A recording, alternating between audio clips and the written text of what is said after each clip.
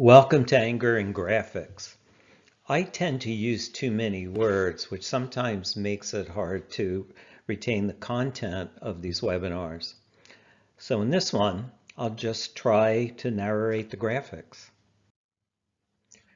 The way anger begins is there's some kind of vulnerable state. That could be guilt, shame, fear, anxiety, sadness, or physical pain.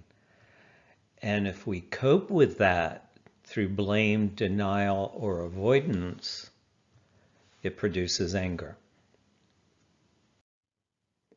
So you have a baseline of no anger, and then as it goes up that arousal peak and begins with things like irritability, grouchiness, impatience, all the way up to rage. But the amphetamine effect of anger works like speed. It gives you this big surge of energy and confidence, but always drops you down lower than it picked you up. So you get depressed after it all wears off. Now, most people can't take that kind of roller coaster ride where you get angry and then depressed, and then to keep from being depressed, you look for something to get angry at, and you can go nuts that way. So most people cut off the peaks and the valleys with resentment. That's a low-grade anger that keeps you a little bit aroused all the time.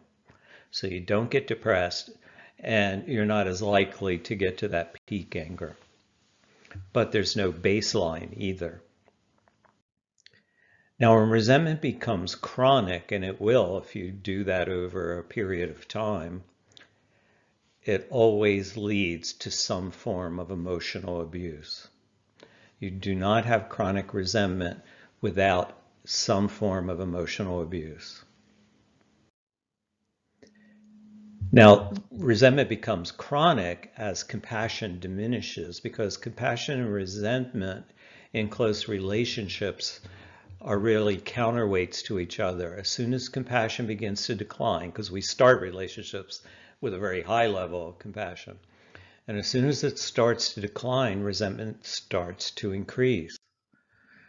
And when compassion increases, then resentment starts to decrease. So the strategy is to build more compassion for yourself and for your partner once resentment becomes chronic. So this is the way it will look after our boot camps.